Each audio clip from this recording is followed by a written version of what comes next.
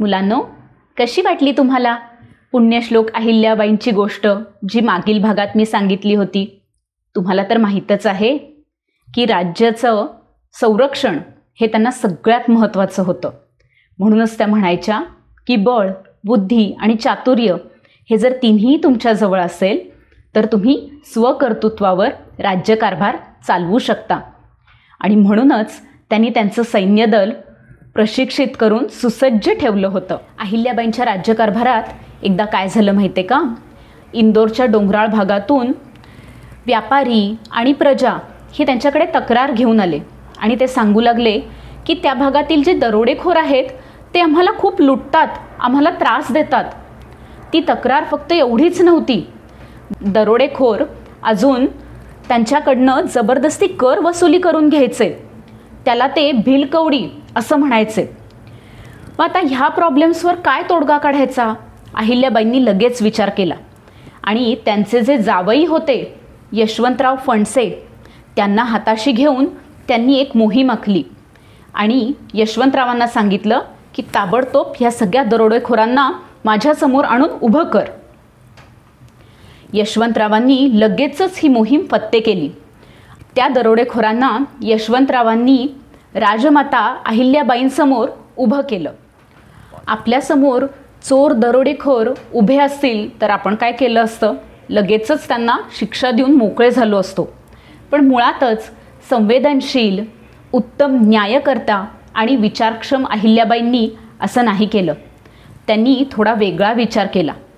आपण तो देवीचा श्लोक म्हणतो ना, सर्व मंगल मांगल्ये शिवे सर्वार्थ साधिके शरण्ये त्र्यंबके गौरी नारायणी नमोस्तुते सर्व बाध प्रशमनं त्रैलोक्यस्यखिलेश्वरी एकमेव त्वया कार्यम अस्माद्वैरी विनाशनम.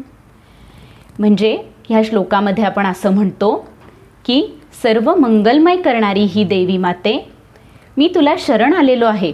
माझा नमस्कार तू स्वीकार कर. तू जसं सगळ्या त्रासांचं आणि दुःखाचं हरण करतेस अशीच आमच्या पाठीशी उभी राहा. अहिल्याबाईंनी सुद्धा अगदी देवी मातेप्रमाणे सगळ्या समस्यांचं निवारण केलं. अहिल्याबाईंनी प्रथम त्यांना विचारलं की तुमची समस्या काय आहे, तुमच्या अडचणी काय आहेत, तुम्ही लोकांकडून असा कर का बरं घेता? तेव्हा त्या दरोडेखोरांनी सांगितलं की आम्हाला उपजीविकेचं काहीच साधन नाही आहे, त्यामुळे आम्ही ह्या वाटसरूंकडून जबरदस्ती हा कर हिसकावून घेतो. आता असं ऐकल्यानंतर अहिल्याबाईंनी काय केलं माहिती आहे का? त्यांनी त्यांचा कर मुळी मान्यच करून टाकला. त्याला गव्हर्मेंटकडनं मान्यता दिली, म्हणजेच काय, ॲप्रूव्हल करून दिलं.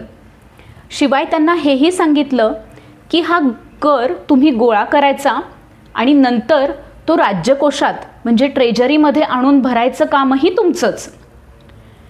आणि मग थोडक्यात त्यांनी ह्या सगळ्या दरोडेखोरांना गव्हर्मेंट एम्प्लॉई म्हणून जॉईन करून घेतलं. एवढ्यावरच त्या थांबल्या नाहीत, तर डोंगराळ भागातील शेतजमीन त्यांना देऊ केली जेणेकरून ते तिथे शेती करू शकतील. ही शेतजमीन काही फुकट नाही दिली, त्यांनी त्यांना अट घातली, इथे येणाऱ्या वाटसरूंचं, व्यापारींचं तुम्ही स्वतः रक्षण करायचं. एवढं सांगून त्यांनी काय केलं, त्यांची फायनान्शियल बाजू आणि त्यांची अन्नपाण्याची व्यवस्था अशा दोन्ही गोष्टी साध्य झाल्या. म्हणजे एका दगडात दोन पक्षी. आहे ना एक वेगळा विचार? त्यांची विचारशक्ती फक्त इथेच थांबली नाही.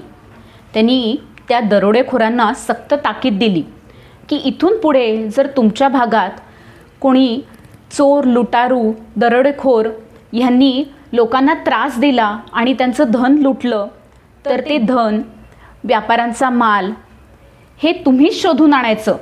त्या चोरांना पण धरायची आणि माझ्यासमोर आणून उभं करायची जबाबदारी पण तुमचीच. आहे ना एकदम जबरदस्त युक्ती? म्हणजे त्या दरोडेखोरांमध्ये असलेली एनर्जी पुण्यश्लोक अहिल्याबाईंनी अगदी योग्य ठिकाणी कामी लावली. ह्या युक्तीवरनं मला आठवलं की आपली पुढची गोष्ट तर ह्याच्यावरच आधारलेली आहे, शक्तीपेक्षा युक्ती श्रेष्ठ. तर पुढचा भाग जरूर बघा. मानसी मावशी असे अजून गोष्टी सांगतच असेल, त्यामुळे पुढील भाग बघा. आणि तोवर जर तुम्हाला पुण्यश्लोक अहिल्याबाईंबद्दल अजून अशा काही गोष्टी माहीत असतील तर प्लीज आम्हाला कॉमेंट सेक्शनमध्ये नक्की कळवा.